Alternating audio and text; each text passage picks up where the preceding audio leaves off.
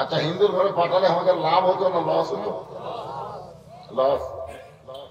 অনেক নেতারাই কিন্তু মাঝে মধ্যে বলে ভারত আমাদের সাথে আছে। কে সাথে আছে? কয় না? আপনি শোনেননি এরকম কয় না যে ভারত আমাদের সাথে আছে, আর এক দল বলে আমেরিকা আমাদের সাথে আছে।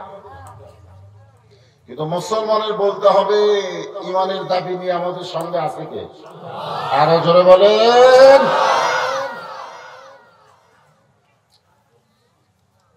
যদি আল্লাহ হিন্দুর ঘরে পাঠাইতো, ইহুদি খ্রিস্টানদের ঘরে পাঠাতো, আমাদের করার কিছুই ছিল না। ছিল? কিন্তু আল্লাহ কোরআনে বললেন وَمَن يَبْتَغِ غَيْرَ الْإِسْلَامِ دِينًا فَلَن يُقْبَلَ مِنْهُ। আপনার বলেন তো এই আয়াত কি হিকমতের আয়াত না ডাইরেক্ট আয়াত? একটা ডাইরেক্ট। আল্লাহ বলেছেন ইসলাম ছাড়া অন্য কোন ধর্মকে যদি গ্রহণ করে ওইটা কবুল করা হবে না।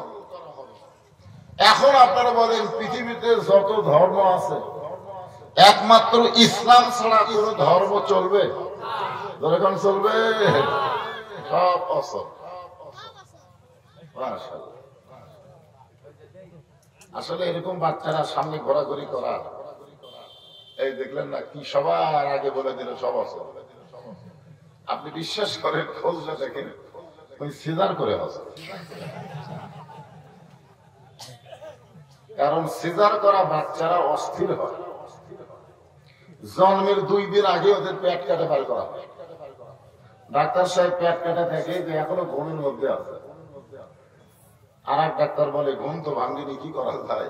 বলে পেটের ভিতর থেকে বের করে পা ধরে একটা ঘুরান দাও, এরকম পা ধরে এইরকম একটা ঘুরান দেয়, ওই ঘুরানে মাথার ঝাঁকি খাই করে ফেল দাও।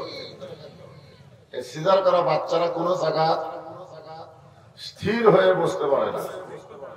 এরা ভাত খাওয়ার সময় মোবাইল ছাড়াও ভাত খায় না। দরেখান কথা ঠিক কি? আপনার আমার সামনে যারা বসে আছেন সবাই সিজার ছাড়া। সিজার মানে আমরা যখন জন্ম নিছি তখন সিজার কি জিনিস এটা কেউ বলেনি। দরেখান কথা ঠিক কি? আমার তো দাদি আমারে বলছিল যে তোর মায়ের পেট থেকে তোকে টানা বার করে যে তোর মাথা লম্বা হয়ে গেছে, মানে মাথা একটু বড় তো লম্বা হয়ে গেছে, পরে থাবড়ে থাবড়ে মাথা গোল করছে। কি বলবো প্রসবের কথা, মা বিনে সেই ব্যথা কেউ তো বুঝবে না। মাজন ঠেকিয়া সন্তানের দায় অকালে মা মারা যায়, কেন সে মায়ের যত্ন করো না? এমন দরদি ভাবে কেউ হবে না আমার মা। মা গো।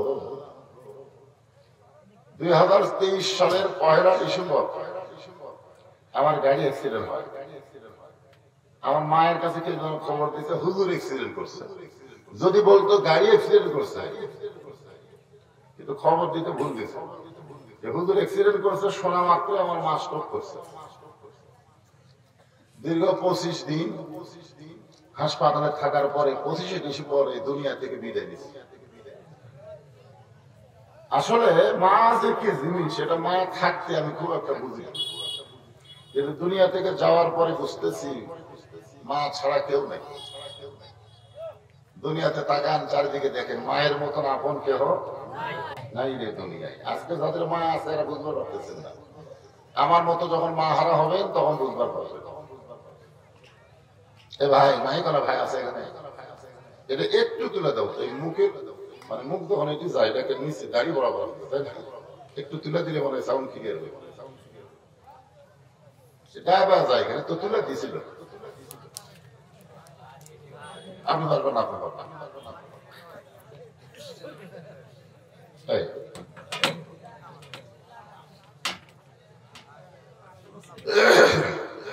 এত বড় লাগে পাগলা কত মাছ আমরা করতেছি, দিছে বাবা হচ্ছে না তো, মানে ডাবা যায় মুখ বরাবর থাকা লাগবে না। কিন্তু আছে দাড়ি বরাবর। হ্যাঁ হ্যাঁ, এইটা থাকলে হলো।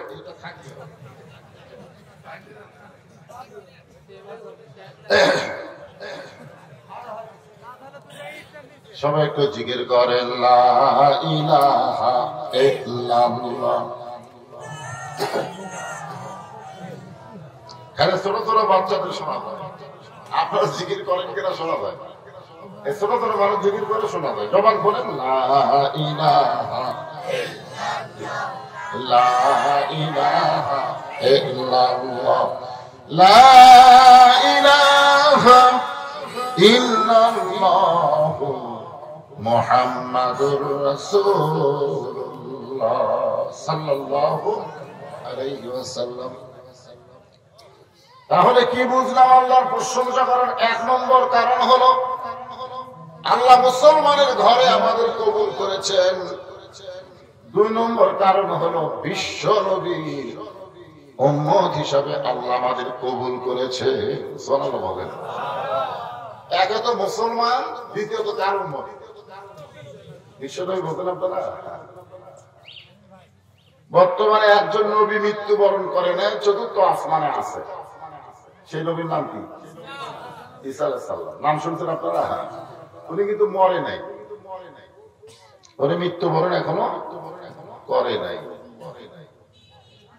আল্লাহ যখন ওনাকে চতুর্থ আসমানে নিয়ে গেলেন, তখন ঈসা আলাইহিস সালাম বললেন, আল্লাহ দুনিয়াতে মানুষ যায় মরার জন্য, আমরা যারা দুনিয়াতে আছি আমরা কি বাঁচার জন্যই না মরার জন্য? সবাই বলে, না বললেও মরা না। আপনাদের আশেপাশে গোরস্থান আছে না নাই?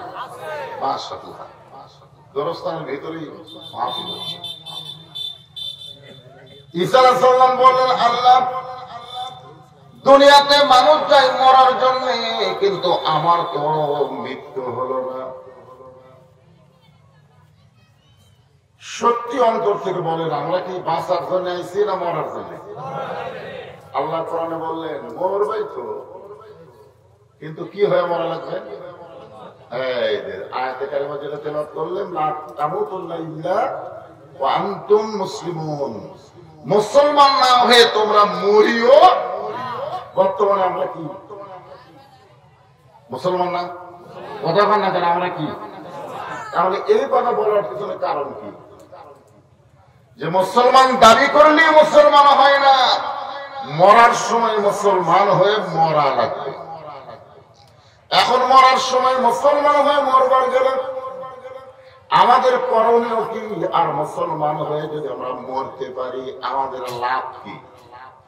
আল্লাহ কোরআনে বলেন, ইন্নাল্লাহ রাব্বুনাল্লাহু সুম্মা ইসতাকামু তাতানাজ্জালু আলাইহিমুল মালায়েকা আল্লা তাখাফু ওয়া লা তাহজানু ওয়া আবশিরু বিল জান্নাহ وأبشروا بالجنة التي كنتم توعدون।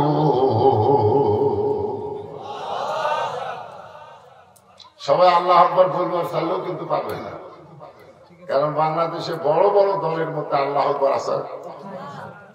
আচ্ছা, এই ভাই যে দল করে, এই দলের মধ্যে আল্লাহু আকবার কেউ যদি স্লোগান দেয়, ওর নাম থাকবে। আমাদের দলে তো আল্লাহ আকবার নাই, তুই আল্লাহ আকবার দিলি, তা আপনারা কি সেই দলের লোক নাকি? কোরআন তেলাওয়াত হয়, ইমানের বলে বলিয়ান হয়ে যদি আল্লাহ আকবার শব্দের উল্লেখ না করেন, উচ্চারণ না করেন, কোরআনের কারণে আল্লাহ ঈমান বাড়ায় দেয়। এটা কি আমার কথা না কোরআনের কথা? ওয়াইযা তুলিয়াত আলাইহিম আয়াতুহু زادتهم إيمانا وعلى ربهم يتوكلون।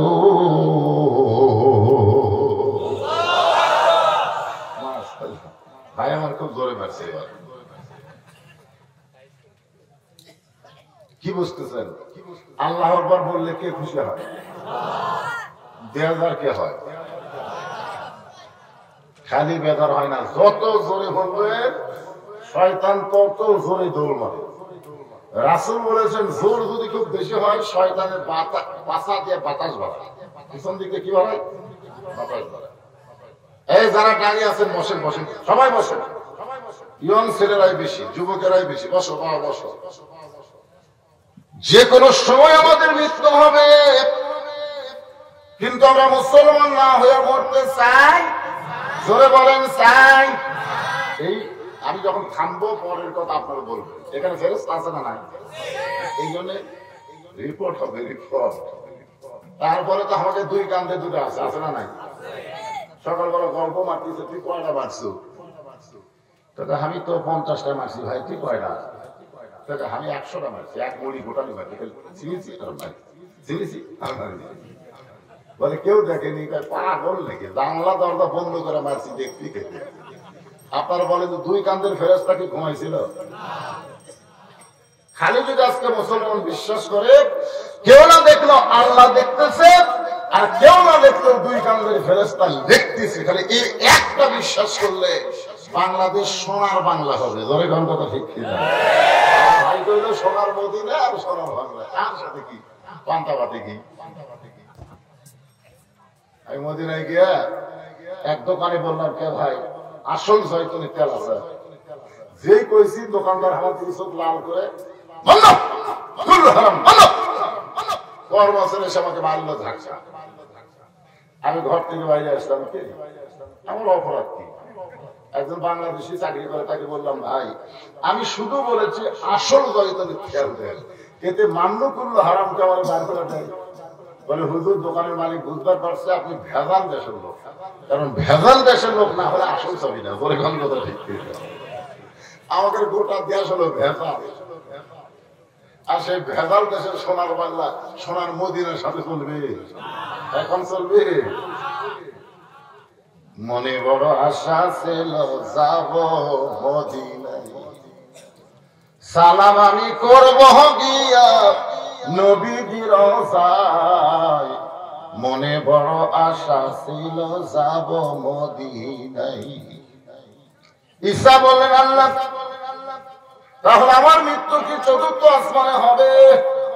আল্লাহ বলে ঈসা রে, চতুর্থ আসমানে তোমার মৃত্যু হবে না, তোমার মৃত্যু হবে দুনিয়ায়। কোথায় হবে? ঈসা বলতেছেন আল্লাহ আবার কবে নবী করে আমাকে দুনিয়াতে পাঠাবে? আল্লাহ বলে নবী করে নয়, বিশ্ব নবীর উম্মত করে তোমাকে দুনিয়াতে প্রেরণ করা হবে। এ কথা শোনার সঙ্গে সঙ্গে ঈসা নবী এক মিনিটে 4 রাকাত নামাজ আদায় করে। কয় রাকাত?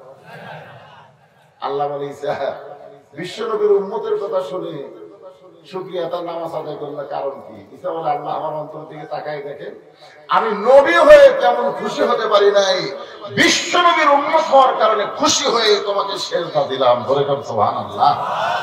এখন নবী পর্যন্ত আমাদের নবীর উম্মত হওয়াতে খুশি না বেজার? আর আপনারা মনে হয় বেজার হচ্ছেন, এক ঘরের মাথা টুপি নেই। বাংলাদেশে এত মাহফিল করলাম রে ভাই, বাঙ্গাল খলসির মতো টুপি ছাড়া। না না হয়তো আপনার বলবেন হুজুর টুপি না দিলে কি হবি না, টুপি না দিলে কি হবি না। আসলে যে মাথা টুপি দেয় ও কোনোদিন বেপর্দা নারীর দিকে তাকাবার পাবে? ওই টুপি আর মাথা মতো করে কি শুধু মাথা, খবরদারি তাকাস না। আল্লাহ রাসূলের দাইমি সুন্নতের মধ্যে মাথায় টুপি দেওয়া, আপনাদের মাথার টুপি নাই। আমি যদি টুপি ছাড়া ওয়াজ করতে আসতাম আপনারা বলতেন কি হুজুর রে মাথার টুপি নাই। যারা দেন নাই আপনাদের কি টুপি নাই? দরকার আছে না নাই? কিন্তু মাথার দেওয়ার কি শরম লাগে? একটু মনোযোগ দিয়ে শোনেন, সেই নবীর উম্মত হওয়ার কারণে খুশি না বেজার? তাহলে আমার সঙ্গে সকলে একটু বলবেন, নবী না হয়ে দুনিয়ার না হয়ে ফেরেশতা আল্লাহর হয়েছি উম্মত আপনার, তার তরে শুকুর। যখন শুকুর হাবার করছে তখন 6 আনা শের গোস্ত আছে। আমি খুব ছোট অবস্থায় দেখছি 1 টাকায় 3 কেজি গোস্ত পাওয়া যায়। 1 টাকায় কয় কেজি আমার মনে আছে। এক টাকা 3 কেজিরে বাংলা, সেই সময় 1000 বার বসে, আর এখন 1000 বার করে শুনবে। তখনকার যুগের মানুষেরা 1000-এর উপরে হিসাবই জানত। তারপরে কি 1000 বার বলে খুশি না কোটি বার? তাহলে বলেন তারপরে শুকর কোটি বার আলহামদুলিল্লাহ। যে কোরআন থেকে আপনারা আলোচনা শুনবেন, হেদায়েত শুরু আল্লাহ এই কোরআন আমাদেরকে দান করেছেন, যে কোরআনের মধ্যে কোনো সন্দেহ, সবাই বলেন সন্দেহ, যে কোরআনের মধ্যে কোনো ধোঁকা, যে কোরআনের মধ্যে কোনো গোজামি, অথচ এই কোরআনের মাদ্রাসার জন্য মানুষের কাছে হাত পাতান লাগে, আর একদম বাগদম গরম সাথে ঢাক ঢোলক ঢাকর বাজে। এই মিথ্যা শিক্ষা যেখানে দেওয়া হয়, ওইটা বর্তমান সরকার হাজার হাজার কোটি টাকা বাজেট করে। দরিদ্র ঠিক কিনা? আপনার বলেন তো, যে কোরআন শিক্ষা করার কথা সর্বপ্রথম যে আয়াতটা নাযিল হয়েছে আপনারা জানেন, সর্বপ্রথম শব্দটাই হলো ইকরা। ইকরা মানে পড়ো। বর্তমানে লেখাপড়ার খবর কি? বর্তমানে যে শিক্ষানীতির মধ্যে লেখাপড়া ঢুকাইছে, ইসলাম ধর্মের মধ্যে একদিকে কাবা ঘর, আর এক পৃষ্ঠার মধ্যে হিন্দুকের মূর্তি। জয়গণ ঠিক কিনা? আজকে আমাদের সন্তানগুলো কি হবে, ভবিষ্যতে এই সন্তানগুলো কি হবে, আমরা কল্পনাও করতে পারতেছি না। আসেন যে কোরআন থেকে আমরা তাফসীর শুনবো, এই কোরআন শুধু শোনার জন্য আল্লাহ দেয়নি। আপনারা বলেন তো, শোনার দিক দিয়ে কোরআন শুধু শোনার দিক দিয়ে 1 নম্বরের নাম কি? আবু জেহেল। সারা রাত কোরআন শুনছে, সকালে যে মিটিং এর মধ্যে বলতেছে এত সুন্দর কোরআনের বাণী, রাতটা কোন দিক দিয়ে গেল আমি বুঝবারই পারি। সুবহানাল্লাহ বলেন না? আবু জেহেলকে কোরআনের বিরুদ্ধে বলতেছে না পক্ষে বলতেছে? এত সুন্দর কোরআনের বাণী, রাতটা কোন দিক দিয়ে গেল আমি বুঝবারই পারি। আবু সুফিয়ান বলতেছে, নেতা যে কোরআন শুনতে রাত কোন দিক জায়গায় ঘুমা হয় না, সেই কোরআন ধরলে অসুবিধা কি? কোরআনটা ধরলে আমার কথা, কোরআনটা কি করা লাগবে? আপনারা যারা এখানে বসে আছেন সবাই ধরবে পারবেন? একজন কাছে ইনশাআল্লাহ। কারণ এটা ধরবার গেলে শর্ত আছে বাবা, আপনি দৌড়ে এসে কোরআন ধরবার পারবেন না। কোরআন ধরবার গেলে আল্লাহ বলেছেন লা ইয়ামসুহু ইল্লাল মুতাহহারুন, এইটা স্পর্শ করবার গেলে তোমার শরীর আগে পবিত্র করা লাগবে। সুবহানাল্লাহ বলে। যেটা ধরবার গেলে শরীর পবিত্র করা লাগে, সেটা গ্রহণ করলে কি হয়? আবু সুফিয়ান বলেন, এটা যে কোরআন শুনতে সারা রাত চলে গেল বুঝবার পারলেন না, সেই কোরআন গ্রহণ করলে অসুবিধা কোন জায়গায়? আবু জেহেল বলতেছে, আবু সুফিয়ান বড় হক কথা, হক কথা। জোরে কোন কি কথা? হক কথা জোরে বলা যাবে না। দেশে আইলো কলিকাল, ভেড়া সাথে বাঘের গাল, আসল কথা বললে তোমায় ধরবে রে, আসল কথা বললে তোমায় ফেলে দিবে রে। ঠিক? সাকিব খান ধরা পড়ে না, লুচ্চা, আর মামুনুল হক ধরা পড়ে। ধরে কোন কথা ঠিক? কয়েকদিন আগে আমির হামজা ফেল হয়ে এক মাহফিলে বলেছে আমাকে 30 মাস জেলখানার মধ্যে বন্দি রাখছিল, আমার কোন অপরাধ নাই, বিনা অপরাধে। আমি বললাম আমির হামজা বিনা অপরাধ না, তুমি হক কথা বলেছো। কোরআনের ময়দানে যারা হক কথা বলবে তাদেরকে বাকি বাহিরে থাকতে দিবে না, ভিতরে ঢুকাই দিবে। তোরে কোন কথা ঠিক কি না? এই জন্য আমার সঙ্গে সকলে বলেন, দেশাই কলিকাল, ভেড়া সাথে বাঘের গাল। ভারত হলো ভেড়া, মুসলমান হলো বাঘ। তোরে কোন কথা ঠিক কি না? দেশাই কলিকাল, ভেড়া সাথে বাঘের গাল, আসল কথা বললে তোমায় ফেলে দিবে রে, আসল কথা বললে তোমায় ধরবে রে। আবুদের বলতে আবু সুফিয়ান বড় হক কথা, তুই আমার কাছে আয়। জোরে বলা যাবে না, কানে কানে বলা লাগবে। কারণ হক কথা জোরে বলার পরিবেশ, বর্তমানে হক কথা জোরে বলার পরিবেশ আছে। আবু সুফিয়ান যখন কাছে আইছে, আবু জেহেল কানে কানে ফিসফিস করে বলতেছে, এই কোরআন গ্রহণ করলে আমার তোর নেতাগিরি চলবি না। এই কোরআন যদি গ্রহণ করা হয় তাহলে আমার আর তোর এই ভুয়া নেতাগিরি চলবে না, আসল নেতা হয়ে যাবে আব্দুল্লাহর এতিম পোলা। আজকে বাংলার জমিনে কোরআন শোনার সঙ্গে সঙ্গে যদি কোরআনকে আমরা গ্রহণ করতাম তাহলে হাফিজে মাদ্রাসাকে চায় চিন্তায় চলন লাগতো না, প্রাইমারি বন্ধ হয়ে হাফিজে মাদ্রাসা খুলে দেওয়া হতো। জোরে কোন কথা ঠিক কিনা কথা বলেন। আপনার মাসুম বাচ্চারা কি শিক্ষা দিচ্ছেন বুঝতে পারতেছেন না? একই গ্রামে প্রাইমারি আছে, হাফিজে মাদ্রাসা আছে, ছেলেটার কেনে দেখলেন প্রাইমারিতে যাই শিখতেছে একদম বাগডম কড়াডম সাজ ভাগ ঢোলক ঝাঁঝর বাজে বাজতে বাজতে চললো ঢুলি, ঢুলি গেল কমলা ফুলি, কমলা ফুলের টিয়াটা সূর্য মামার বিয়াটা। আপনি বলেন যার মধ্যে একটা কথা সত্যি আছে, তাহলে আপনার মাসুম বাচ্চাকে মিথ্যা শিক্ষা দিচ্ছে, বড় হলে কি মাল হবে? এই কথা বল না কে? এই তিনজনের মাথায় পাগড়ি দেওয়া হলো, এবার আপনাদের কাছে দোয়া চাইলো, আল্লাহ যেন আমাদেরকে বড় আলেম করে, হক্কানি আলেম করে। অনেকে দোয়া করতেও কৃপণতা করলেন, বুঝবার পারতেছেন না। এই গোরস্থান দিয়ে যদি প্রেমী পাস বারিস্টার ডাক্তার হেঁটে যায়, গোরস্থানে এক পয়সা লাভ হবে না। আর একটা হাফে ঝেড়ে যাওয়ার সঙ্গে সঙ্গে ওর পায়ের পরশ আল্লাহ আযাব মাফ করে দিবে। সুবহানাল্লাহ। বুঝতেছেন না তো বাংলাদেশের অবস্থা কি? হায় শুনবেন, মুসলমান না হয়ে আমরা মরবো না, আর মুসলমান হয়ে মরতে গেলে আমাদের করণীয় কি? এক নম্বর করণীয় হচ্ছে আত্তাকুল্লাহ, ভয় করতে হবে। কাকে? আল্লাহকে ভয় করতে গেলে মানুষের তৈরি আইন দিয়ে আল্লাহকে ভয় করা যাবে না। আল্লাহকে ভয় করতে গেলে আল্লাহর কোরআনের আইন লাগবে। ধরে কোন ঠিক কি না? বর্তমানে বাংলাদেশে আইন কি কম না বেশি? কথা কম না, আইন কি কম না বেশি?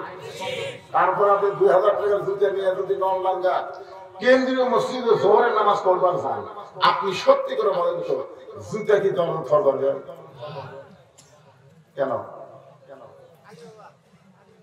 আপনি জুতা নিয়ে মসজিদের মধ্যে ঢুকতেছেন, যেই জুতা পাও দিয়ে ওটা নলডাঙ্গা ঘুরিয়েছেন, জুতার তলা না পাক। আপনি সেই নাপাক জুতা নিয়ে পাক মসজিদের মধ্যে ঢুকতেছেন কার ভয়ে? এখানে আল্লাহ কি বলতেছেন? এক নম্বর হচ্ছে আত্তাকুল্লাহ, ভয় করতে হবে কার? আর আপনি ভয় করলেন কার? আল্লাহর ভয়, চোরের ভয় একই কলিজার মধ্যে যদি রয়, তার কোনদিন নামাজ কবুল হয়? সবাই জোরে বলেন, নামাজ কবুল হয়? বর্তমান প্রধানমন্ত্রী 564টা মসজিদ বানিয়ে দিচ্ছে। হায় হায়, প্রধানমন্ত্রী ইচ্ছা করলে 564টা সিনেমা হল বানাবো পারত, কিন্তু সিনেমা হল না বানায় 564টা মডেল মসজিদ বানিয়ে দিচ্ছে। আপনারা বলেন তো প্রধানমন্ত্রীর নিয়ত ভালো না খারাপ? জোরে বলেন, ভালো না খারাপ? আমি প্রধানমন্ত্রীকে বলি 500 না 5 লক্ষ যদি মসজিদ বানা দেন, একটা সওয়াব হবে না যতক্ষণ পর্যন্ত মসজিদের মুসল্লি বাড়ানোর আইন না করবেন। জোরে কোন কথা ঠিক কি না? মসজিদগুলো ফাঁকা, আমি এক মডেল মসজিদের দোহনাস পড়বে যাই দেখি এক কাতারে। আল্লাহ কোরআন কারীমের মধ্যে বলেন, একমাত্র নামাজি পড়ে মানুষকে যাবতীয় খারাপি থেকে বাঁচায় দিতে। ইন্নাস সালাতা তানহা আনিল ফাহশাই ওয়াল মুনকার, যাবতীয় ফাহিশা খারাপি থেকে বাঁচাতে পারে। এক নম্বর তার নাম কি? আরো জোরে কম। আমাদের প্রত্যেকটা ছেলের হাতে একটা করে 4G মোবাইল আছে না নাই? আছে না নাই? দরজা জানলা বন্ধ করে ওই ছেলে যদি মনে করে বাপ মা ঘুম পাড়তেছে, তো এখন চেতন কেউ নাই, এই সুযোগে কম্বলের তলে অশ্লীল ভিডিও দেখবো, এই নিয়তে যখন চালু করবে নামাজ বলবে এই পাগলা এখন এসব নামাজ পড়ে আসবে। এখন যে তুই চালু করতেছিস কেউ না দেখলেও কে দেখতেছে? আরো জোরে কর। এই বাংলাদেশে 5 ওয়াক্ত নামাজি কোন যুবক একটার বেশি 10টা সিল মারেনি। জোরে কর, কথা কন না কেন? যারাই সিল মারছে তারাই হলো বেনামাজ। আপনাদের মধ্যে এশা মাগরিবের নামাজ কারা কারা পড়েননি? না না, হাত তুলবার হচ্ছে না, নিজের বিবেক। সবচেয়ে বড় আদালতের নাম কি? বড় আদালতের নাম কি? আপনি সত্যি করে বলেন, এশার নামাজ না পড়া ফজর আগে যদি আপনারা মারা যান, কথার কথা যদি মারা যান, এই গোরস্থানে আপনাকে রাখলে রাখবে না? এজরকম রাখবে না? কি বাবা? ও ময়ূরের থেকে এক টুকরা নিয়ে আসছেন, ঠিক আছে, আমি টান আওয়াজ করবো, সব আদায় হচ্ছে, খালি গামছা আদায় হয় না। এটা মনের মধ্যে এরকম ধুক ধুক করতেছে। 5 মিনিটও লাগবে না, এতগুলো লোকের মধ্যে যদি 10টা গামছা নামে 5 মিনিট লাগবে। ওয়াজ তো কর্মই রে পাল্লা, টান আওয়াজ, কিন্তু এই গামছা আদায় হয় না। এটা ভিতরে বুঝতেছেন না। এই জন্য ভাই আপনার ওয়াজ আমি করবো, ওয়াজ করার জন্যই চাইছি। অসুস্থ মানুষ, তারপর ওয়াজ করবো ইনশাআল্লাহ। এমন ওয়াজ করবো যে মাথায় চুলকানি, পায়ের পাতায় ওষুধ দিয়ে কোনো লাভ হবে না। অনুনাজ্জিলু মিনাল কুরআনি মা হুয়া শিফাউ ওয়া রাহমাতুল লিল মুমিনিন। সব সমস্যার সমাধান দিতে পারে। এটা কি আমার কথা না আপনার কথা? তারপর আমার সঙ্গে একটু সাকিয়াত কিছু করবেন। সব সমস্যার সমাধান হলো না, একটু করে দেন। সব সমস্যার সমাধান আল কোরআন। সমস্যার সমাধান যদি দিবার পারে, সেই কোরআনের মাদ্রাসা এই গ্রামে টিকে থাকে। কারা কারা চান আল্লাহ কি হাত দেখান? যারা চান তারা হাত তোলেন, হাত নামান। ওই হাতটা পকেটের মধ্যে, যে হাত তুলেছেন ওই হাত পকেটের মধ্যে দিয়ে 10 টাকা, 20 টাকা, 50 টাকা, 100 টাকা, যে যা পারবেন 5 মিনিটের মধ্যে কমপ্লিট আদায় করে এখানে দেওয়ার সাথে সাথে ইনশাআল্লাহ এক টানা ওয়াজ হবে, কোন আর কিছু টান থাকলো না। মেয়েদের মধ্যে থেকে 1 টুকরা টাকা আমার মায়েরা দান করছে। আমার মায়েরা যারা পর্দার অন্তরে বসে আছে, আপনাদের যত আমল, তার মধ্যে 1 নম্বর আমলের নাম হলো পর্দা।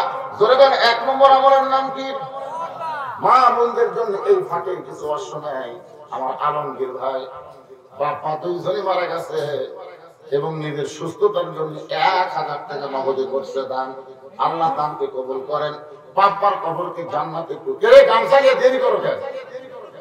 তাতে খুব তাড়াতাড়ি আদায় কমপ্লিট করলে আলোচনা। হ্যাঁ, দিয়ে দাও বাবা, সবাই দেন। মনে করে আজকের দান আপনার জীবনের শেষ দান হতে পারে। হ্যাঁ, আমি আলোচনা করি, আপনার দান করেন। মাশাআল্লাহ, এই ফাঁকে আপনারা দান করেন। একটু মা বোনদের একটা টান দেয়। ধরে কার টান? এই মা বোন ভালো হলে আমার ভালো না, ধরে আমার ভালো না, বউ ভালো, সেই স্বামীর জীবন ভালো। আর বউ যদি খারাপ হয়, আর মা যদি খারাপ হয়, সেই পেটের সন্তান ভালো হবে না খারাপ হবে? একজন নেপোলিয়ন বলেছে, ভালো একটা সন্তান যদি চাও তাহলে ভালো একটা মায়ের দরকার। মা ভালো হলে সন্তান গুলো ভালো হয়ে যাবে। সবাই দেন, সবাই দেন। গভীর রাত্রে ফাতেমা, মায়েরা মনোযোগ শোনেন, গভীর রাত্রে ফাতেমা স্বামীর বুকে মাথা দিয়া ফুপায় ফুপায় কাঁদতেছে। কি হয়েছে বলো? মানে ছাকড়া চাই।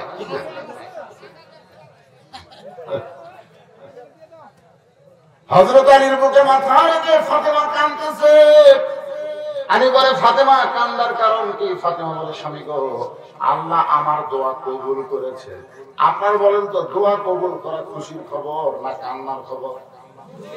দোয়া যদি আল্লাহ কবুল করে তাহলে তো খুশি হওয়ার কথা। আলী বলে, ফাতেমা তুমি পাগলি নাকি? আল্লাহ দোয়া কবুল করেছে, তুমি কেন কাঁদতেছো? বরং শুকরিয়া আদায় করো। ফাতেমা বলে, স্বামী গো, আল্লাহ কি দোয়া কবুল করছে এটা কি আপনি শুনবেন না? আলী বলে, ফাতেমা কি দোয়া আল্লাহ কবুল করেছে? ফাতেমা বলতেছে, 1 নম্বর দোয়া হলো আল্লাহ পর্দার ভিতরে আমার মৃত্যু দিবে। আপনার বলেন তো, পর্দার মধ্যে মৃত্যু হওয়া মেয়েদের জন্য ভালো না খারাপ? পর্দার ভিতরে মৃত্যু হওয়া। আমাদের বাংলাদেশের মেয়েরা মরার পরে পর্দা হয়, মৃত্যুর সময় পর্দা না থাকলেও মরার পরে কি হয়? আপনার বলেন তো, পুরুষ মানুষের জন্য আপনাদের নলডাঙ্গায় কয়টা পর? আপনারা মরে গেলে মরদ মানুষের কয়টা পর? কথা কয় না, কয়টা? আর নারীদের জন্য কয়টা? আমাকে একজন প্রশ্ন করলো, হুজুর পুরুষের জন্য যদি 3টা হয়, নারীদের জন্য যদি 5টা হয়, তাহলে হিজড়ার জন্য কয়টা হিজড়া? আপনাকে এলাকায় কোনো হিজড়া নাই? আচ্ছা, এরা মরেনি? আপনাকে এলাকাতে একটা হিজড়াও মরে না?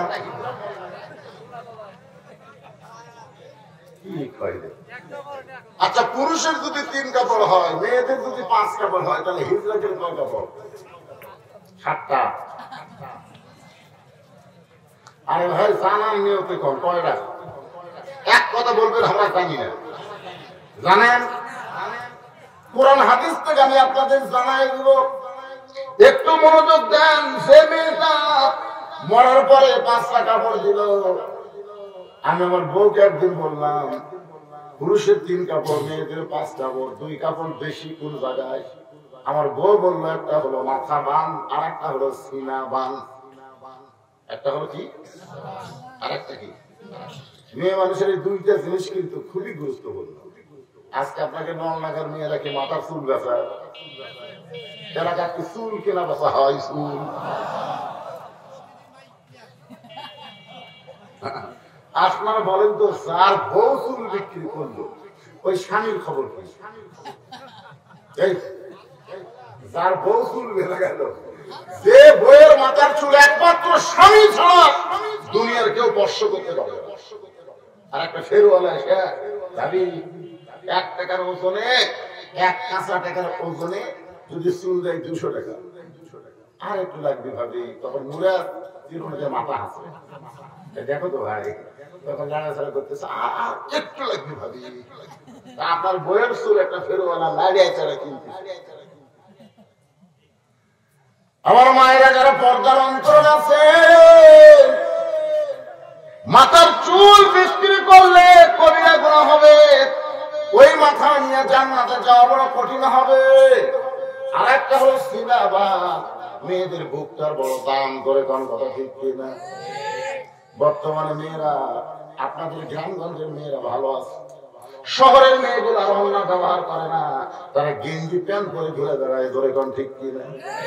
আর কতগুলো আছে ওড়না মাফলা বানায় দিছে। আগে ওড়না পড়তো এইরকম, আগে এইরকম করতো।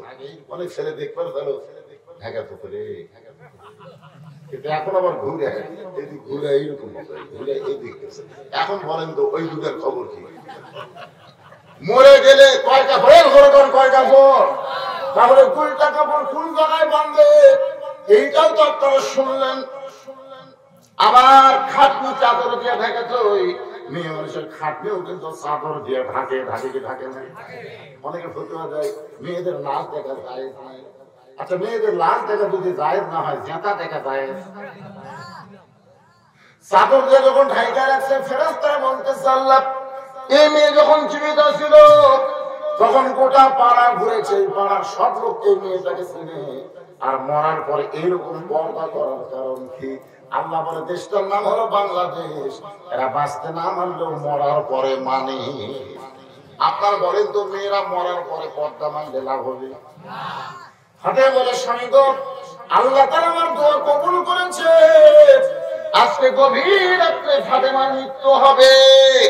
যে মাত্র কইছে গভীর রাত্রে ফাতেমার মৃত্যু হবে, গাছের গোড়া কাটলে গাছটা যেমন ঠাস করে পড়ে যায়, হযরত আলী কেমনি পড়ে গেলেন ঘরের মাঝে। মা ফাতেমা মুস্কি মুস্কি হাসতেছে। যিনি গভীর রাত্রে মৃত্যুবরণ করবেন তিনি হাসতেছে। সুবহানাল্লাহ। আসলে মুসলমানের জন্য মরা কিন্তু আনন্দ, কারণ না মরলে জান্নাতে যাওয়া যাবে না। জান্নাতে যদি আমরা যাবার চাই, তখন আমাদের মরার দরকার আছে না? কথা বলা, আপনারা জান্নাতে যাবার চান না? কারা কারা চান? আল্লাহ হাত দেখে যাই, হাত তুলতেছে না, আল্লাহ দেখো, আল্লাহ দেখো, হাত কে তুলে না? হাত নামান। তো জান্নাতে যদি যাবার চান, যেটা অবস্থায় যাওয়া যাবে, মরা লাগবে। এগুলো যারা মুসলমান হবে, আত্মাকুল্লাহ হাক্কা তুকাতিহি, ওদের জন্য মৃত্যু কোন শোক সংবাদ না। ওদের জন্য মৃত্যু হলো জান্নাতে যাওয়ার সংবাদ। তাহলে মরাটা ভালো না খারাপ? কার জন্য? পাইকারি হারে সবল করে মুসলমানের না।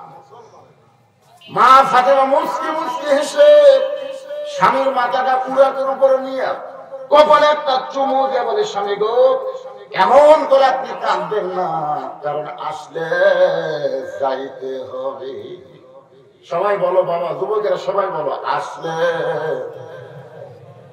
যাইতে হবে। কথা ঘুরে বলতেছেন না কেন?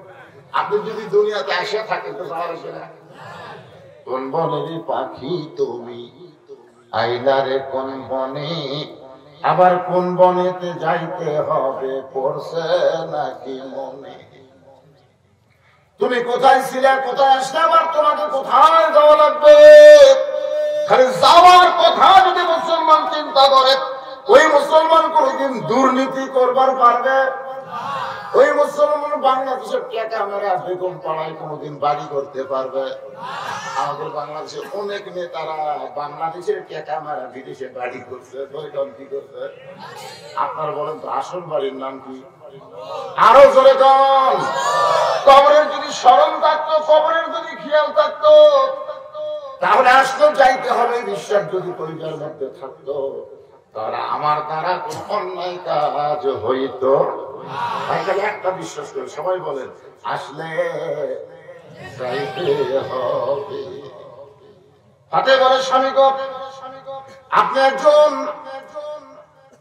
বীরের বীর, যত বীর দুনিয়াতে আছে সবচাইতে বড় বীরের নাম কি? হযরত আলী। হযরত কত কি হয়? সবচাইতে বড় বীরের নাম কি? সবচাইতে বড় জ্ঞানীর নাম কি? সবচাইতে বড় জ্ঞানী পৃথিবীতে আল্লাহ নবীর পরে সবচাইতে বড় জ্ঞানী, তার নাম হলো হযরত আলী। আপনারা বলেন তো এই দুনিয়াতে সর্বপ্রথম 30 পারা কোরআনের হাফেজ কে হবে? সবাই একসঙ্গে বলো নাম কি? আবু বকর হতে পারেনি, উমর হতে পারেনি, ওসমান হতে পারেনি। কি জন্য পারেনি? কারণ আবু বকর যখন ইসলাম গ্রহণ করছে তখন বয়স হলো 37 বছর। কয় বছর? উমর ফারুক যখন ইসলাম গ্রহণ করছে তখন বয়স হলো 27 বছর। তখন কয় বছর? ওসমান গনি যখন ইসলাম গ্রহণ করে কেউ বলছে 23, কেউ বলে 21। আর হযরত আলী যখন ঈমান গ্রহণ করছে তখন বয়স হলো মাত্র 8 বছর। তখন কয় বছর? এখন বলেন তো কোরআন শরীফ হাফেজি মাদ্রাসায় 35 বছরের ছাত্র ভর্তি আছে না? মনে করেন আপনাকে হাফেজি মাদ্রাসায় 37 বছরের একটা ছাত্র ভর্তি আছে, আর একটা ভর্তি হচ্ছে 27 বছর, আর একটা ভর্তি হচ্ছে 23 বছরের, আর একটা ভর্তি আছে 8 বছরের। এই 4 ছাত্রের মধ্যে হাফেজ কি হবে? 37 বছর কেন হতে পারবি না? কারণ কোরআন পড়তে পড়তে বইয়ের কথা মনে হবে। ধরে কোন কথা ঠিক না? ভাবো সংসার। আবু বকর ইসলাম গ্রহণ করার আগে সংসার করছে, ওমর ফারুক ইসলাম গ্রহণ করার আগে সংসার, ওসমান গনি ইসলাম গ্রহণ করার আগে সংসার করেছে। কিন্তু হযরত আলী ইসলাম গ্রহণ করার সে ধরে জমিনে দাঁড়ায় আছে, তিনি হলেন হযরত ওমর। খ্রিস্টানরা বলে এটা কেমনে হয়, কেমনে হয়? রাখাল চিল্লায় বলে আল্লাহর কোরআন অনুযায়ী চললে এমনি নেতা পাওয়া সম্ভব হয়ে যায়। খ্রিস্টানরা বলতে স্যার আমরা খ্রিস্টান থাকবো না, আমরা মুসলমান হবো। সব খ্রিস্টান যারা শুভেচ্ছা স্বাগতম বানাবানাইছিল ওমর ফারুকের চরিত্র দেখি সব মুসলমান হয়ে গেছে। ধরে কোন কিন্তু ওদের মধ্যে একটা বেকা ছিল। বেকা বোঝেন না? উত্তর নেস সবাই মুসলমান হলে ও আর মুসলমান হয়। এখানে যারা আপনারা ওয়াজ শুনতেছেন এশার নামাজও পড়েনি, ফজরের নামাজও পড়বে না, এরকম বেকা আছে না? নাই ধরে আছে না? যত ওয়াজ মারেন এসব পড়েনি, ফজর পড়বো না। ওই হলো কুত্তের নেজের মতন বেকা, অসদা করা কঠিন। ওই বেকা দৌড়ে গিয়ে পাদ্রীকে বলতেন, খ্রিস্টান ধর্ম যারা প্রচার করে তারা হলো পাদ্রী। ধরে গান তারা কি?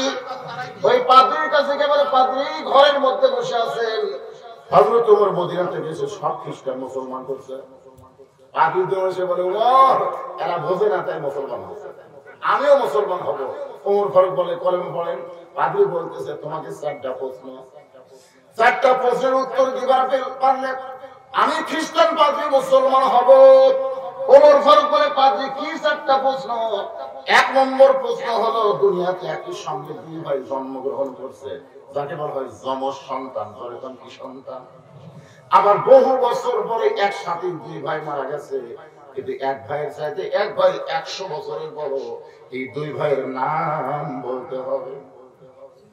পাদ্রী বলে ওমর আমার 2 নম্বর প্রশ্ন হলো পৃথিবীর এমন কোন জায়গায় সূর্যের আলো একবার পড়েছে কিয়ামত পর্যন্ত আর পড়বে না। ওই জায়গার নাম বলতে হবে। পাদ্রী বলে ওমর, আমার 3 নম্বর প্রশ্ন হলো, পৃথিবীর এমন কোন কবর জীবিত, লাশটাও জীবিত, ওই কবর এবং লাশের নাম বলতে হবে। পাদ্রী বলে ওমর রে, আমার 4 নম্বর প্রশ্ন হলো, পৃথিবীর এমন কোন কারাগার কয়েকদিন নিঃশ্বাস নেবার পারে না, এরপরও জীবিত থাকে। ওমর কান্দার বলে পাদ্রী, এমন প্রশ্ন আমি জীবনে শুনি নাই, তাহলে উত্তর কেমনে দিব? পাদ্রী বলতেছে, তাহলে আমি ঈমান গ্রহণ করলাম না। ওমর ফারুক জেরুজালেম থেকে যখন মদিনায় ফিরে আসলেন, আলীর সঙ্গে দেখা। সুবহানাল্লাহ। আলী বলতেছে, আমিরুল মুমিনিন, মন ভার খান, বলে অনেক মুসলমান হলো, কিন্তু একটা পাদ্রী মুসলমান হবার চাইয়াও হলো না। আলী বলতেছে, কি কারণে মুসলমান হয়নি? ওমর ফারুক বললেন, আমাকে 4টা প্রশ্ন করছে, উত্তর দিবার পারলে মুসলমান হবে, কিন্তু উত্তর দিবার পারি নাই, সে কারণে পাদ্রী মুসলমান হয়নি। আলী বলতেছে, কি 4টা প্রশ্ন? 1 নম্বর প্রশ্ন হলো, পৃথিবীর এমন কোন 2 ভাই একই সঙ্গে জন্মগ্রহণ করছে, আবার বহু বছর পরে একই সঙ্গে 2 ভাই মারা গেল, এক ভাইয়ের চাইতে 100 বছরের বড়, এই 2 ভাইয়ের নাম কি? আলী বলতেছে, একটা হলো উযাইর, আর একটা নাম হলো আজিজ আলাইহিস সালাতু ওয়াস সালাম। বলা মাত্র উত্তর দেওয়া শেষ। সুবহানাল্লাহ। এই কোরআন শরীফ পড়ে দেখেন, ওমর আলাইহিস সালামকে আল্লাহ তাআলা 100 বছর ঘুমের মধ্যে রেখেছিলেন, এই কারণে তার হায়াত কম। আবার কাফেররা 2 ভাইকে একসঙ্গে হত্যা করেছে, এই ভাই এক ভাই চাইতে 100 বছরের বড়। ওমর বলে, আলী রে, আশ্চর্য হয়ে গেলাম, প্রশ্ন করার সঙ্গে সঙ্গে তুমি উত্তর দিয়ে দিলে। তাহলে 2 নম্বর প্রশ্ন, পৃথিবীর এমন কোন জায়গা সূর্যের আলো একবার পড়েছে, কিয়ামত পর্যন্ত পড়বে না? হদারি বলতেছেন, ওই জায়গা হলো দরিয়া। যখন মুসা নবী সাগর পাড়ি দিচ্ছিল, তখন আল্লাহ সাগরকে রাস্তা বানায় দিল, তখন সূর্যের আলো সাগরের তলে পড়ে গেল, সূর্যের আলো সাগরের নিচে গেল। কিন্তু ফেরাউন যখন সাগর পাড়ি দিবার চায়, তখন সাগর পূর্বে এর আকৃতি ফিরে গেল। ওই জায়গায় সূর্যের আলো কিয়ামত পর্যন্ত পড়বে না। ওমর ফারুক বলে, আলী, পৃথিবীর এমন কোন কবর জীবিত, লাশটাও জীবিত? আলী বলতে যে কবর হলো লাশ, আর লাশ হলো ইউনূস আলাইহিস সালাম। বলেন সুবহানাল্লাহ। এমন কোন কারাগার কয়েকদিন নিঃশ্বাস নিবার পারে না, এরপরও জীবিত থাকে? আলী বলতেছে, মায়ের উদরে সন্তান নিঃশ্বাস নিবার পারে না, এরপরেও আল্লাহ জীবিত রাখে। ওমর ফারুক বলে, আলী রে, তুমি না থাকলে আমরা ধ্বংস হয়ে যেতাম। তাহলে জ্ঞানের দিক দিয়ে 1 নম্বর হযরত আলী, আবার বীরের দিক দিয়ে কয় নম্বর? এই ধরে কান, কয় নম্বর? এমন দুর্গের দরজা হেঁচকা টান মারছে, যে দরজা খুলতে লাগে 70 জন, লাগাতে লাগে 70 জন, সে দরজা হেঁচকা টান মারা হাতে ঢাল বানাচ্ছে। সুবহানাল্লাহ।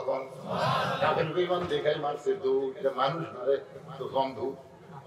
বাজানগো দরজা ফাইলা দিতে 80 গজ দূরে যে দরজা পড়েছে, এত বড় বীর হযরত আলী নবী তাকে ডুবিয়ে দিলেন। আসাদুল্লাহিল গালিব, সে আলী পড়ে গেছে, ফাতেমা কান্দে বলে, হাসতেছে আর বলে, স্বামী গো, এমন করে আপনি দুর্বল হয়ে পড়ে গেলেন, আপনি কি জানেন না আসলে যাইতে হবে?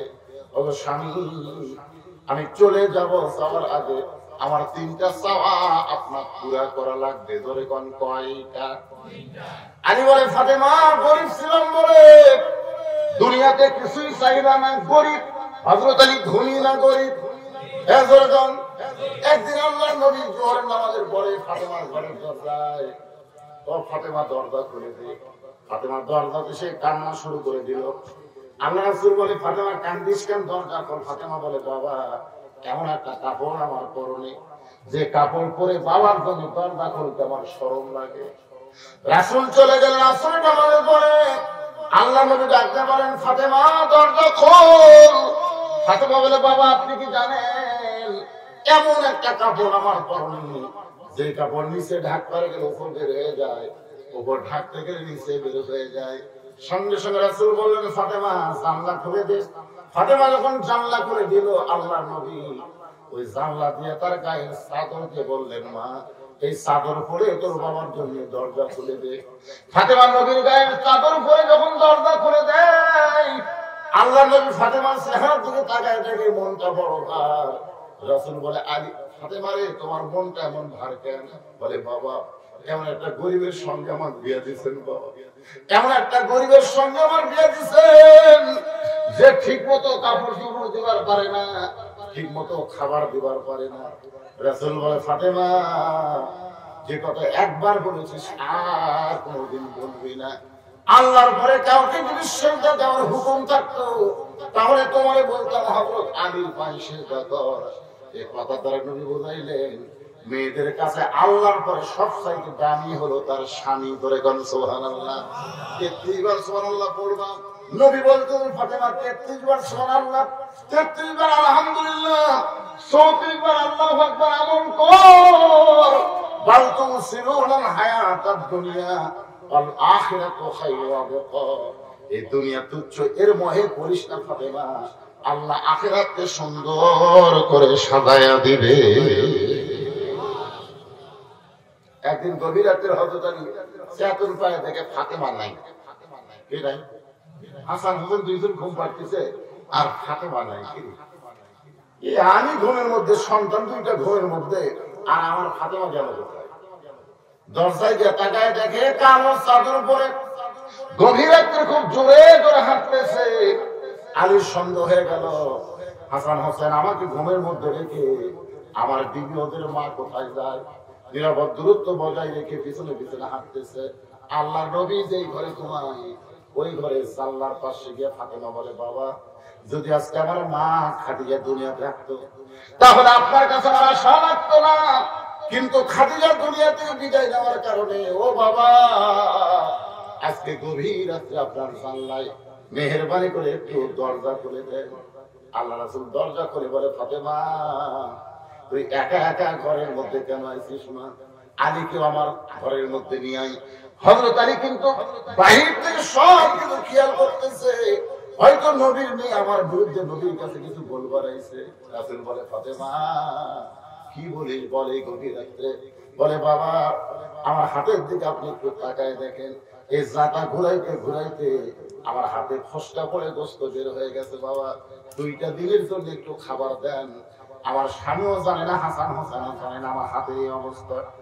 আল্লাহর নবী ঘরের কোনায় গিয়ে বলে মামুদ দুনিয়ার কত ধনী ধনী যুবকের আমার ফাতেমার বিয়ে করবার চাইছিল, এমন একটা গরিবের সঙ্গে বিয়ে হলো। এখন আমার মেয়েটা ক্ষুধার যন্ত্রণায় কাতর হয়ে আমার কাছে কাঁদতেছে। সঙ্গে সঙ্গে ফাতেমা মাথায় ঘোমটা দিয়ে ঘর থেকে বাইরে যায়। রাসূল বলে ফাতেমা ঘর থেকে কেন বাইরে যাস? ফাতেমা বলে বাবা আপনি কইছেন আল্লাহর পরে যদি কেউ থাকে সেইটা হলো মেয়ে মানুষের জন্য স্বামী, আর আমার স্বামীর বিরুদ্ধে আপনি আল্লাহর কাছে বলবেন। আপনি মনে করতেছেন আপনার কাছে আমার সাহায্যের কোনো দরকার নাই, দরকার হলে ফাতেমা না খেয়ে থাকবে, কিন্তু আমার স্বামীকে ছোট করে আপনার কাছে আর আমি কিছুই চাইব না। সুবহানাল্লাহ। সেই ফাতেমা বলে স্বামী তো আমি মরে যাওয়ার পর আমার 3টা চাওয়া আপনি পুরো করবেন। 1 নম্বর চাওয়া হলো রাতের অন্ধকারে আমাকে দাফন করবেন। আমার মায়েরা যারা পর্দার অন্তরে একটু মনোযোগ দিয়ে শোনেন মা, আপনাদের জন্য আলোচনা করতেছি, কারণ এখানে আমি আসার পরে শুনলাম পুরুষের চাইতে মেয়েদের সংখ্যা নাকি বেশি। আপনাদের চাইতে অনেক বেশি আছে, আমি শুনলাম, আমি তো দেখিনি। আমার সেই মায়েদের জন্য বলতেছে একটু খেয়াল করেন মা, একটু খেয়াল করে মনোযোগ দিয়ে শুনবেন। গভীর রাতে আমাকে দাফন করা লাগবে। আমার 2 নম্বর চাওয়া হলো, আমার 2 নম্বর চাওয়া হলো আমার লাশটা আপনি জানাজায় নেবেন না। 3 নম্বর চাওয়া হলো খাটনি তুলবেন না। আলী বলে ফাতেমা তুমি কি পাগলি হয়ে গেলে নাকি?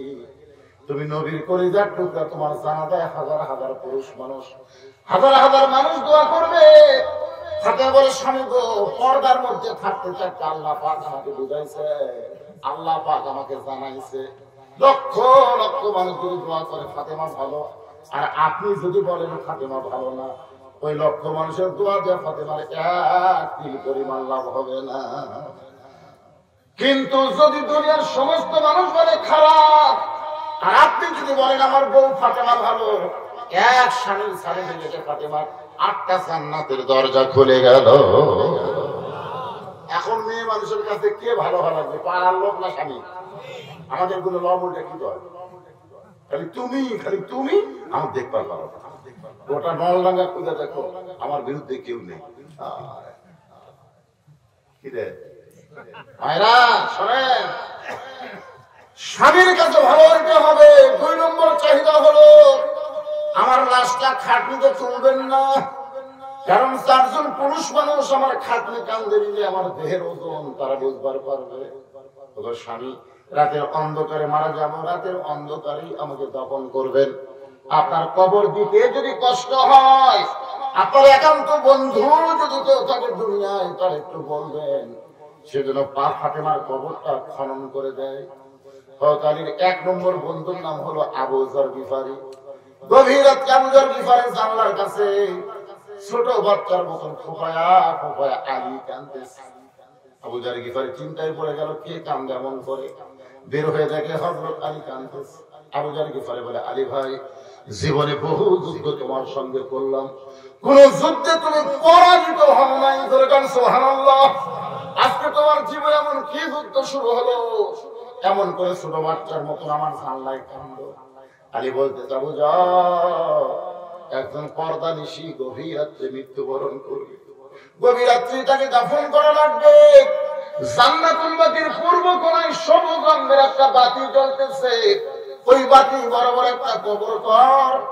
আবু যর গিফারি কোদাল নিয়ে ওই জান্নাতুল বাকির পূর্ব কোণায় গিয়ে দেখে সবুজ রঙের একটা বাতি জ্বলতেছে, যেই বাতির কোনো তার নাই, যেই বাতির কোনো সুইচ নাই, বিনা তারে বিনা সুইচ আমার আল্লাহ তাআলা অটোমেটিক জ্বলায়া দিছে।